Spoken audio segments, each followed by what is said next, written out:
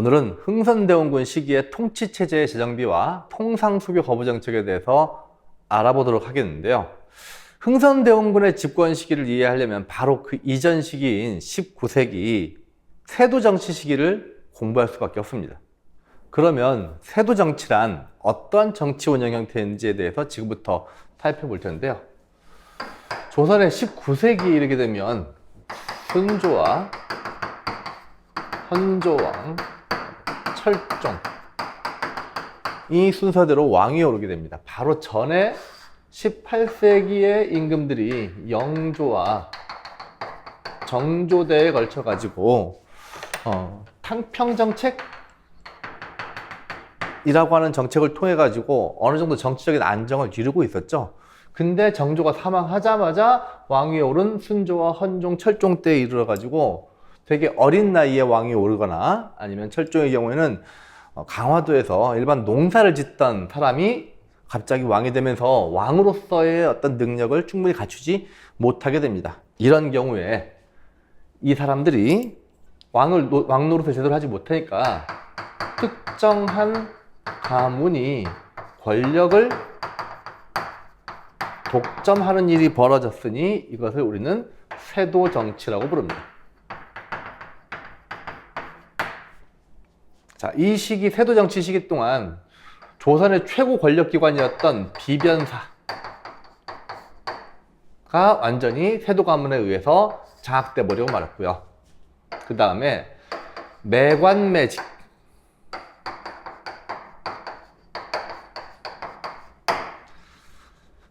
사고 파는 거죠. 뭘 사고 파냐면 관직을 사고 파는 행위가 아주 일상화됩니다. 관직을 사고 파는 행위가 아주 일상화된다고 하는 것은 기본적으로 과거 제도가 아주 문란해졌을 뿐만 아니라 또한 나쁜 관리들인 탐관 오리들이 아주 급격히 증가하기 시작하죠. 이때 이렇게 돈을 주고 관직을 사는 사람들 중에는 왜 그들이 탐관 오리가 될 수밖에 없냐? 한마디로 얘기하면 본전을 찾아야겠죠. 본전 찾기 위해 가지고 이 사람들이 어떤 지방관으로 발령받게 되면 거기서 백성들로부터 세금을 어마어마하게 수탈을 하기 시작합니다. 정해진 양보다 더 많은 세금을 거두하기 시작하는 거죠. 그렇게 해서 발생되었던 이른바 삼정의 문란이라고 하는 문제가 터져나오기 시작하는데요. 자, 19세기 세도정치 시기에 발생한 삼정의 문란. 여기서 얘기하는 삼정이라고 하는 건 크게 세 가지 종류의 세금을 말하는데, 첫 번째 전정, 두 번째 군정, 세 번째 환곡을 말합니다. 먼저 전정할 때 전자는 밭전자이죠. 이거는 조선의 대표적인 세금, 농업사회이니까 가장 중요한 경제적인 세금이 뭐냐면 바로 토지세금이죠. 토지에 대해서 세금을 매기는 거. 이게 지나치게 과도하게 수치가 이루어집니다. 두 번째, 군정. 이거는 사람들이 군대 가는 것에 대한 군역에 대해서, 군대의 의무에 대해서 사람들이 군포라고 하는 옷감을 제출하게 돼 있어요. 자, 이거를 군역에 대한 군포라고 하는 옷감 징수를 과도하게 해나감으로써 전정과 군정이 문란해지기 시작하죠.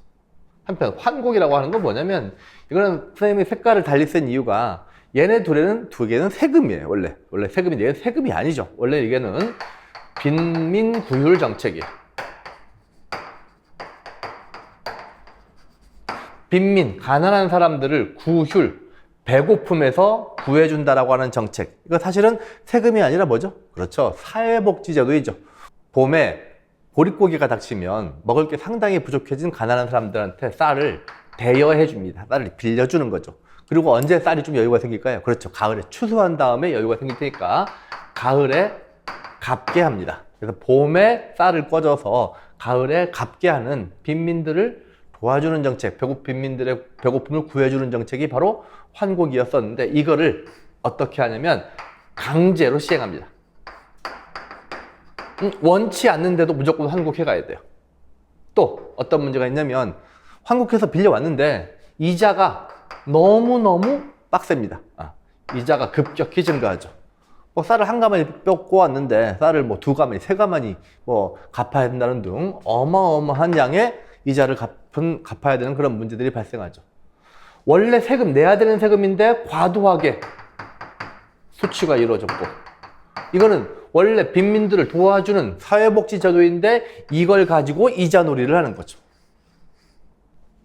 이렇게 전정과 군정과 그리고 세금도 아닌 환곡이 탐관오리들에 의해서 백성들을 수탈하는 수단으로 악용되면서 삼정이 크게 문란해지는 거죠. 백성들이 진짜 먹고 살기가 너무너무 힘들어졌어요. 그러자 삼정의 문란 이후에 나타난 현상은 뭐냐면 농민들이 대대적인 반란, 이른바 밀란을 본격적으로 일으켜 나가요. 이때 이렇게 일어났던 대표적인 밀란들이 19세기 초반에 홍경래의 난, 그리고 임술년에 발생하였던 농민들의 봉기, 임술, 농민봉기.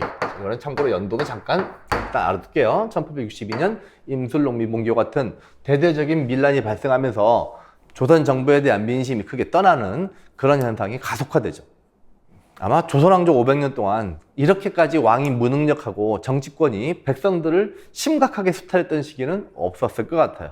가장 끔찍했던 백성들에 대한 수탈이 이루어졌던 바로 이 시기에 새롭게 권력을 장악하는 사람이 바로 흥선대원군입니다. 언제? 임술농민봉기가 발생했던 1862년 바로 다음이었던 1863년에 흥선대원군이 짜잔 하고 등장합니다.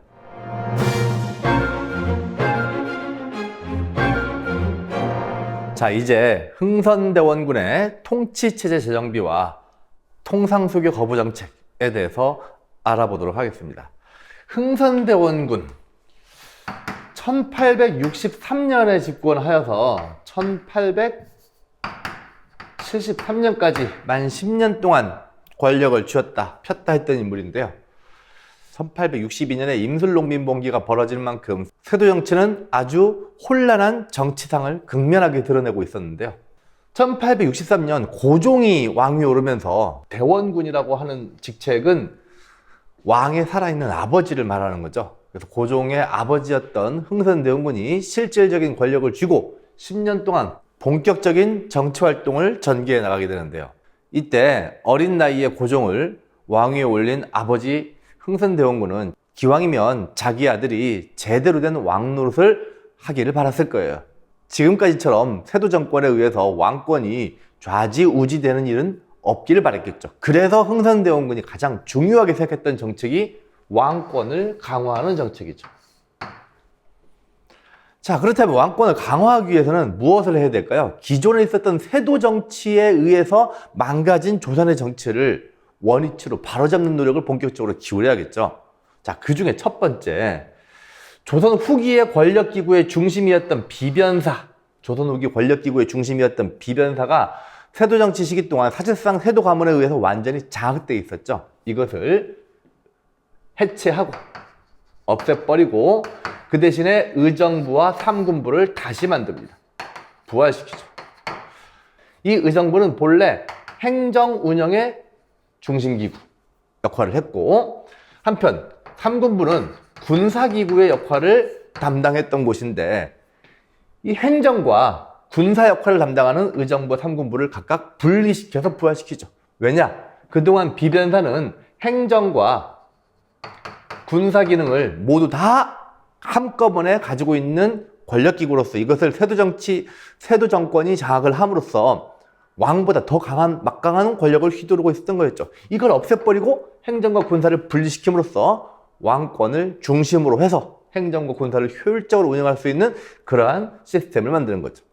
이러한 통치체제를 재정비하는 과정에서, 자, 권력구조 면에서 한 곳에 쏠려있는 권력을 분산시키고 원래의 권력기구들을 다시 부활시키는 과정에서 이 통치체제를 재정비시키죠.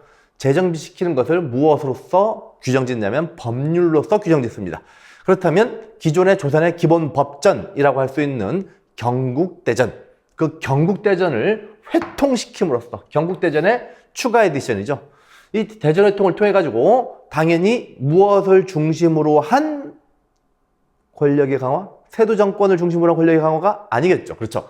왕권을 중심으로 한 권력의 강화의 방향으로 통치체제를 재정비합니다. 한편 19세기 세도정치 시기 동안 농민들에게 가장 큰 고통이 됐던 것은 전정과 군정과 환곡이 문란해진 부분이 있었죠. 자, 이것을 정상화시키기 위한 노력을 기울입니다. 양전사업, 호포제, 사창제를 각각 시행하는데요.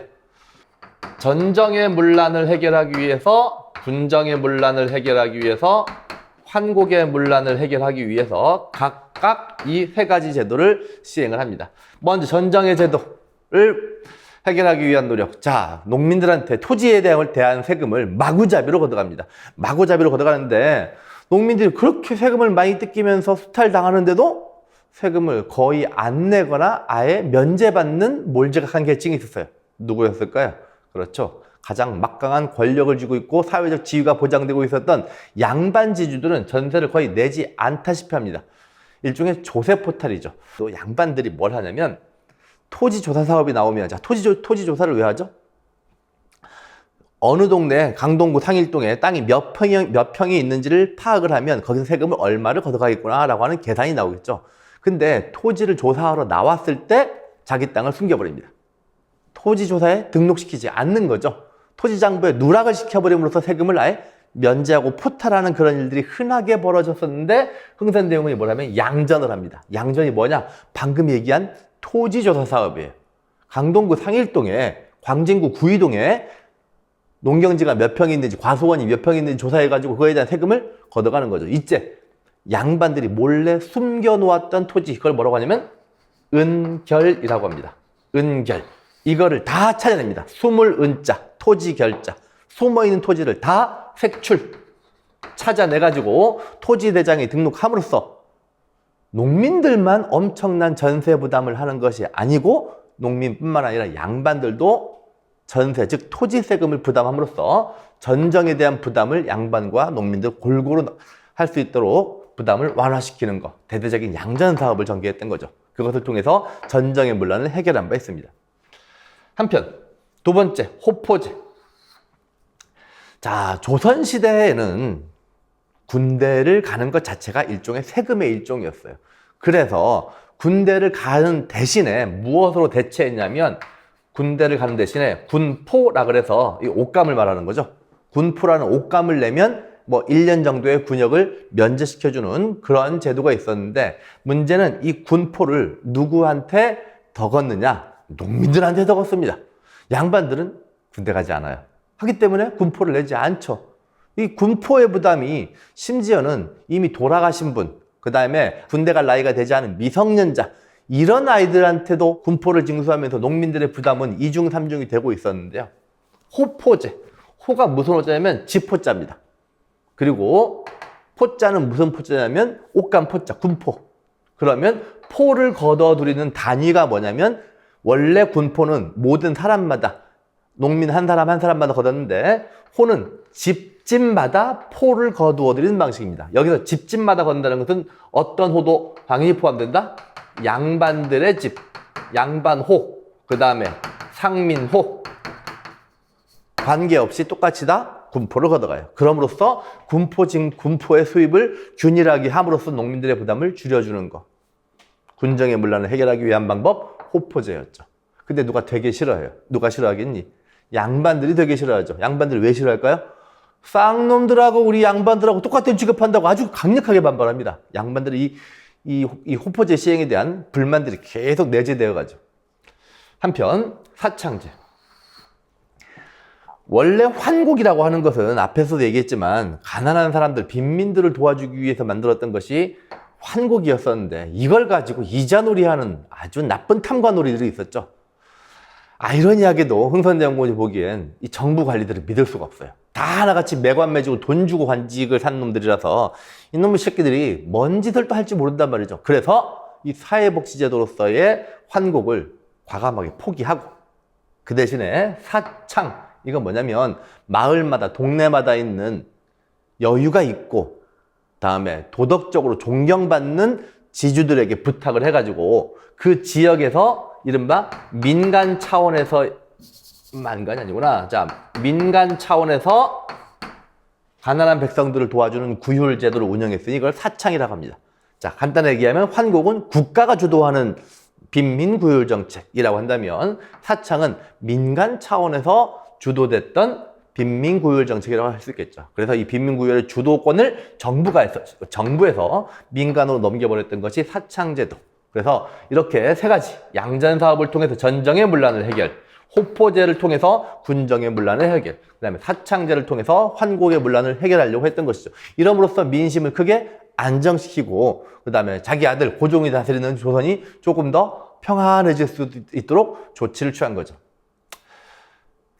흥선대원군이 의도했던 대로 그렇게 삼정의 문란이 쉽게 해결됐을까요? 그렇지는 못합니다. 현실 정치가 그렇게 이상만 가지고 제도만 가지고 쉽게 해결될 수 있는 부분은 또 아니었겠죠. 한편 흥선대원군은 서원을 정리합니다. 서원은 뭐 하는 곳이냐? 학교이죠. 이 조선에 있어서 서원은 특히 이 임진왜란 이후에 서원은 특히 무슨 역할을 하냐면 여러 붕당의 중요한 근거지 역할을 합니다. 그런데 흥선대원군이 세도 정치 시기를 거치면서 아주 더러운 모습을 좀 봤어요. 누구의 힘에 의해서 좌지우지되는, 붕당의 힘에 의해서 좌지되고 또한 일부 세도 가문에 의해서 권력이 좌지우지되는 것을 목격한 바 있었죠. 그래서 흥선대원군은 서원을 과감하게 정리함으로써 특정한 붕당 혹은 특정한 가문들의 근거지를 없애버린다. 전국에 47곳, 47곳만 남겨놓고 나머지 수백 곳의 서원들을 다 통째로 날려버림으로써 왕권을 위협할 수 있는 정치 세력의 근거지를 다 제거해버린 거죠.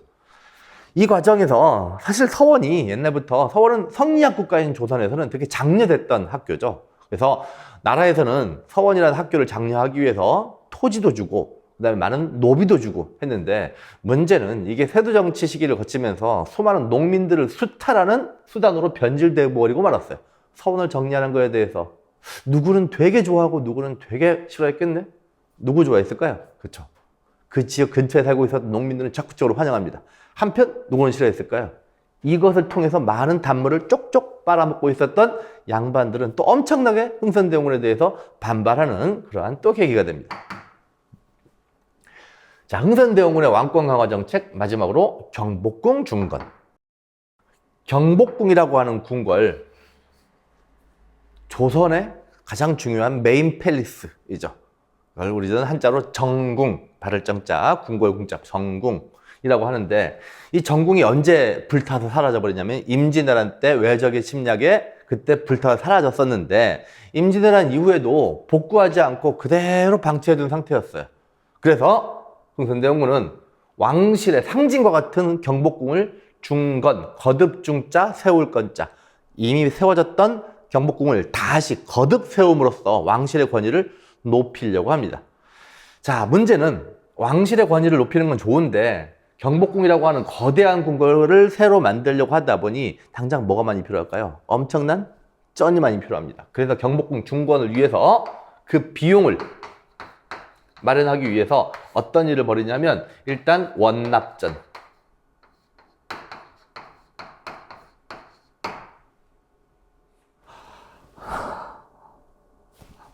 화면이 사라져 버렸어요. 화면 다시 나타나. 짠! 아이고, 화면이 다시 돌아왔네요. 자, 경복궁을 다시 만들기 위해서 많은 비용이 필요했고 그 중에 원납전이라는 것을 거두어 드리는데 원납전이란 한자 그대로 원에서 납부하는 돈이에요. 원에서 납부한다. 뭘 말하는 걸까요? 도네이션 하는 거, 즉 기부금을 말하는 거죠. 자, 일종의 기부금인데 이거 누구한테 주로 기부금 받을까요? 없는 사람 낼 돈이 없어요. 누구? 어느 정도 경제적 여유가 있는 양반들한테 원납전, 야, 왕실의 권위를 높인다는데 니네 막 기부하고 싶지 않니? 그래가지고 원납전을 강요하죠. 강제로 징수합니다. 양반들의 불만이 커져요, 또. 뭐 흥선대원군 하는 거 연락 마음에 안 드는데 이것까지 강제로 걷어가니까 양반들의 불만이 또 커져갑니다. 한편 당백전.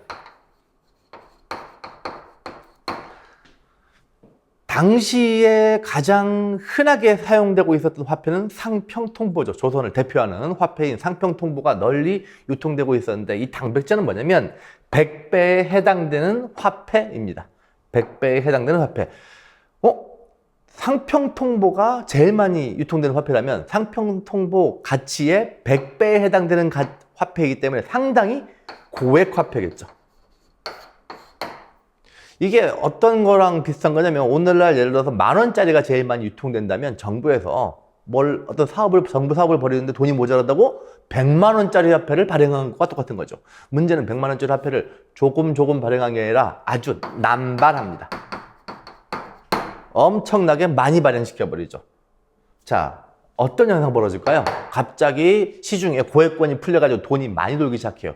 그러면 이런 현상에 따라가지고 화폐 가치는 올라갈까요? 떨어질까요? 떨어지죠. 화폐 가치는 떨어집니다. 화폐 가치가 떨어지면 대개 물가는 어떻게 되는 현상? 상승하는 현상이 벌어지죠. 화폐 가치는 떨어지고 물가가 상승하는 현상을 우리는 경제학에서 뭐라고 하더라? 그렇죠. 아주 심한 인플레이션이 발생합니다. 이것 때문에 자, 마지막으로 간단하게 얘네들 두 개를 정리할 것은 얘는 뭐냐면 말 그대로 화폐예요. 상평통보 100배에 해당되는 화폐인데 이건 화폐인가요? 이건 화폐는 아니죠. 아까 뭐라고? 기부금이라고 그랬죠. 이거는 기부금. 그다음에 당백전은 화폐인데 고액 화폐이다. 같은 전자를 쓰지만 내용이 좀 다르다는 거죠. 자, 비용을 만들기 위해서 원납전, 당백전 등을 발행해가지고 경복궁 중건에 많은 비용을 들였으면 이번에는 경복궁을 중건하는데 단순히 돈만 필요한 게 아니라 이번엔 뭐 또 필요하냐면 많은 나무가 필요합니다. 경복궁이라고 하는 거대한 건축물을 짓기 위해서는 좋고 두껍고 그다음에 아주 큰 나무들이 많이 필요하죠. 나무들 어디 가서 구할까요? 인도네시아 가서 수입하면 좋을 텐데 당시 인도네시아에서는 무역 거래를 하지 않았고 그래서 이걸 어떻게 하면 양반들이 오랫동안 관리해왔던 묘지림 아주 그 좋은 가문에서는 아주 유력한 가문에서는 오랜 기간 동안 묘지림 이 조상들의 묘들을 큰 숲을 이루어가지고 관리해왔죠. 여기서 벌목 나무를 베다가 경복궁에 사용을 하게 됩니다. 경복궁 중건에 사용하게 되는데 이건 역시 양반 사대부들한테 꽤나 큰 반발을 일으키겠죠. 조상들의 묘에 있는 나무를 베간다 있고 하니까. 근데 그 양반들 반발하는 얘기만 주로 많이 나오는데 농민들은 반발하지 않느냐? 농민들도 반발합니다. 왜? 농민들은 전국 곳곳에서 강제로 끌려와가지고 열정페이를 해야 했거든요. 강제로 끌려와가지고 경복궁 중건에 동원되면서 농민들도 상당히 큰 불만을 갖게 되었다. 자, 정리하자면 흥선대원군은 먼저 대내적으로는 세도정치 안녕하면서 왕권을 강력하게 확대하기 위해서 권력기구를 재편했고 이것을 대전 회통이라고 하는 법전으로 뒷받침했으며 농민들의 민심을 안정시키기 위해서 삼정의 문란을 해결하기 위한 노력을 기울였고 또한 동시에 기존에 있었던 기득권 세력의 기반을 축소시켜버리기 위해서 서원을 정리했고 그리고 마지막으로 왕실의 권위를 높이기 위해서 경복궁을 새로 세웠다. 이 과정에서 양반들이 꽤나 많이 반발하죠. 어떤 거 할 때마다 호포제 싫어요. 서원 정리 싫어요. 경복궁 중건 과정에서 양반 묘지림 벌목 싫어요. 방금 전에 지웠던 또 양반들 싫어했던 거 원납전을 강제로 징수하는 거 이런 거 양반들이 흥선대원군 너무하지 않냐? 라고 하면서 상당히 반발했던 요소라고 할 수 있겠죠. 자, 이번에는 흥선대원군의 대외적인 정책에 대해서 알아볼게요.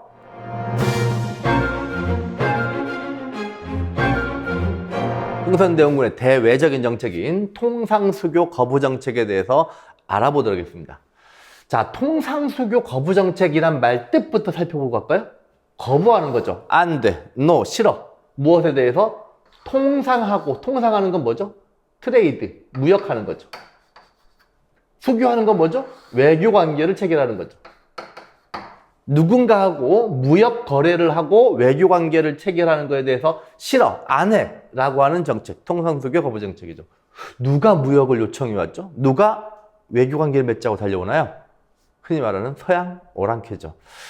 우리나라의 서양 사람들이 본격적으로 와서 본격적인 서양인들과의 컨택이 이루어지기 시작한 것은 흥선대원군이 집권할 무렵인 19세기 중반을 전후로 해가지고 본격적으로 몰려들기 시작합니다.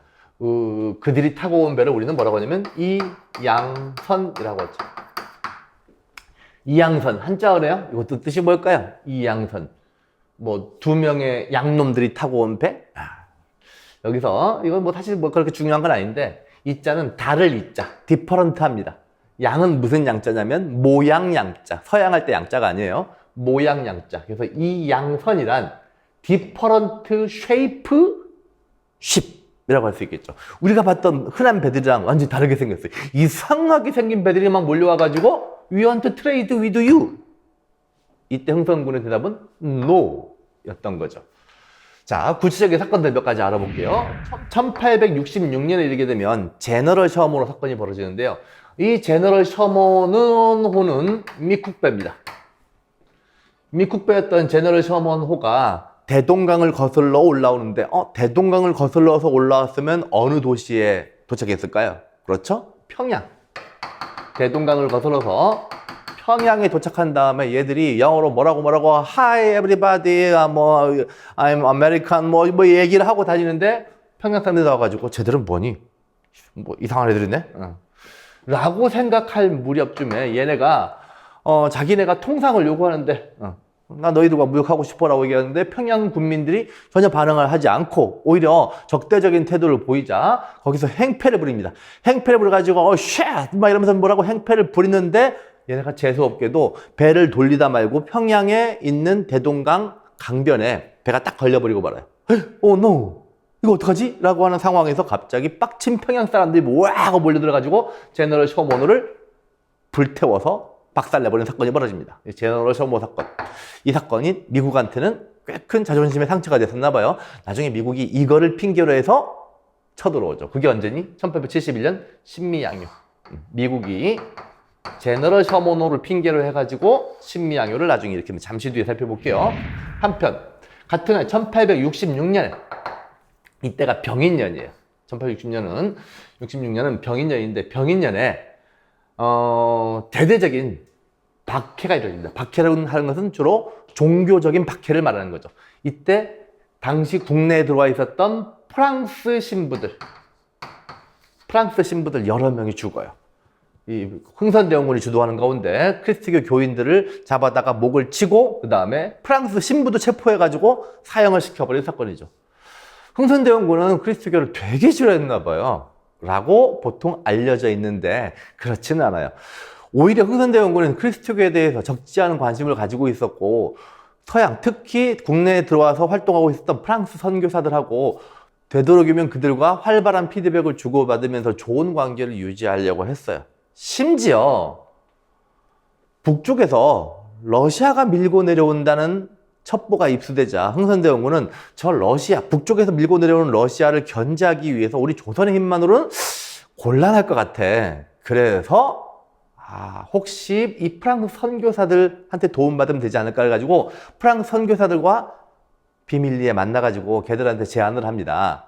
야, 니네 저 베이징에 있는 니네 프랑스 사람들한테 연락해가지고 니네 군대를 좀 동원할 수 없겠니? 니네 군대를 동원해가지고 저 러시아 막을 수 있으면 우리 참 좋을 것 같아. 오케이? 라고 하니까 프랑스 애들도 나쁘지 않아. 그리고 이번 기회에 흥선대원군하고 관계를 잘 맺어놓으면 무엇을 본격적으로 제대로 할 수 있을까요?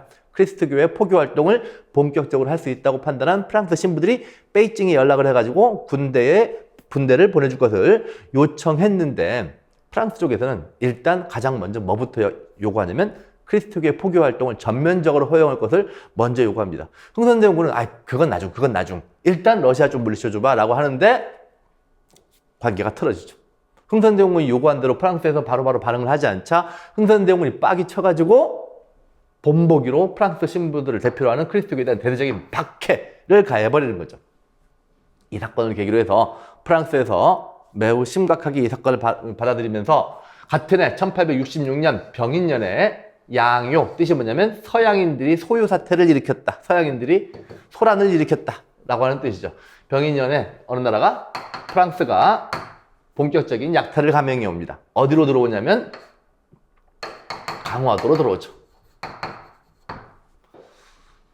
자, 이때 1866년에 강화도로 들어온 프랑스 군대는 강화읍을 가볍게 점령해버리는데요. 이 와중에 조선군들은 또 아주 격렬하게 프랑스 군대의 공격에 맞서서 용감히 싸워서 프랑스 군대와 아주 접전을 벌이기도 합니다. 대표적으로 문수산성에서는 한성근 장군이, 그리고 정족산성에서는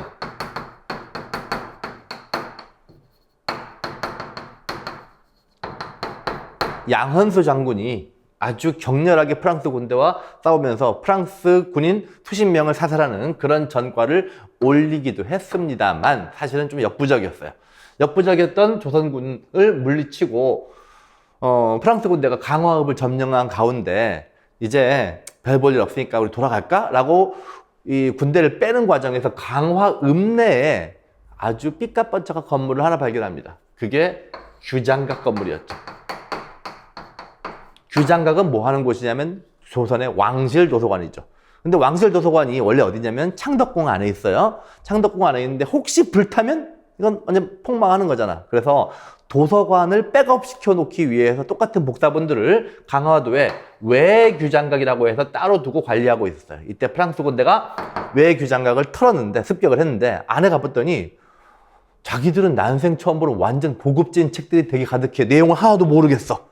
근데 표지가 다 비단이고 안에 막 코팅되어 있고 이런 뭐 어마어마한 크기에, 그리고 총천연색으로 완전 컬러풀한 그림이 막 그려져 있고 뭐 대충 봐도 되게 비싸 보이는 책이야. 내용은 몰라. 근데 그래서 이 외교장각에 있었던 도서 상당수를 프랑스 배에 싣고 떠나버리게 됩니다. 프랑스 군대가 이것을 갖고 들어간 다음에 내용을 알 수 없는 이 책을 프랑스 국립도서관에 지하 수장고에 처박아 놨던 것을 1860년대 우리나라 학자가 발견하게 되죠.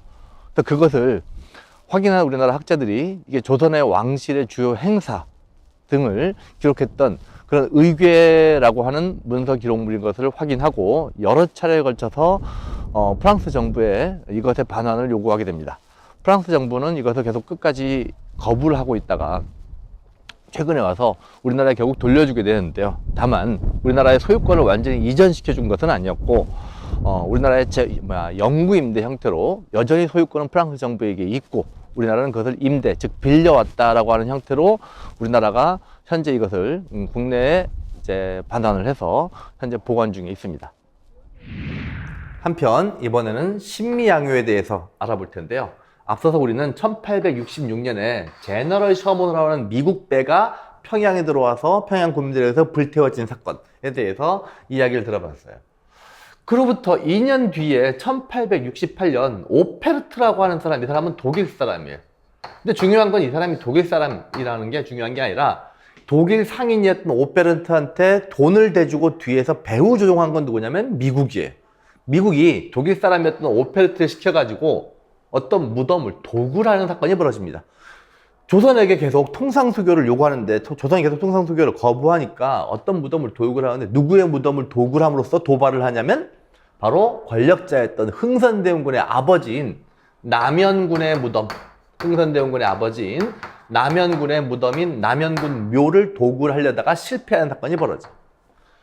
자, 밤새도록 남연군 묘를 도굴하려고 온갖 곡괭이로 두들겨 봤습니다만 이게 석회라 그래가지고 완전히 콘크리트보다 더 단단한 것을 무덤 위에 입혀놨기 때문에 이게 무덤을 도굴할 수가 없던 거죠. 새벽녘에 겨우겨우 도망갑니다. 근데 뭐 도굴 자체는 실패했지만 이 사실을 뒤늦게 알게 된 흥선대원군이 아주 매우 화가 나겠죠. 이런 독일 놈이, 뒤에 이런 미국 놈이 새끼들이라고 하는 감정이 상당히 좋지 않고 있었는데 미국이 사고를 칩니다. 1871년 신민년에 다시 서양인들의 소유사태, 양요를 일으키는 거죠. 1871년 신민년에 우리는 두 번째 양요를 맞이하게 됩니다. 1866년 프랑스하고의 첫 번째 전투를 경험한 뒤에 서양 군대하고의 두 번째 전투이기죠. 당시 미군은 콜로라도호라고 하는 배를 앞세우고 강화도를 향해서 진격해 들어오게 되는데요. 당시 콜로라도호는 강화도의 대표적인 방어 진지였던 초지진, 그다음 광성보에서 대규모 전투를 벌이게 됩니다. 당시 강화도에서 벌어졌던 광성보 전투, 초지진 전투의 과정에서 특히 광성보 전투에서 조선군은 대부분 전사했지만 미군은 겨우 2명밖에 사망하지 않는 엄청난 열세로 패전을 하게 되는데 당시 광성보 전투 이후에 이제 쓰러졌던 조선군들의 처참한 모습들을 보여주는 사진입니다. 단순히 이렇게 병력 대부분이 전멸하는 그런 패전을 했을 뿐만 아니라 당시 어지연 장군을 상징하고 있었던, 이 광성보를 지키고 있었던 어지연 장군을 상징하고 있었던 장군의 깃발마저 빼앗기고 미군은 그 장군의 깃발을 미국으로 운송하게 됩니다.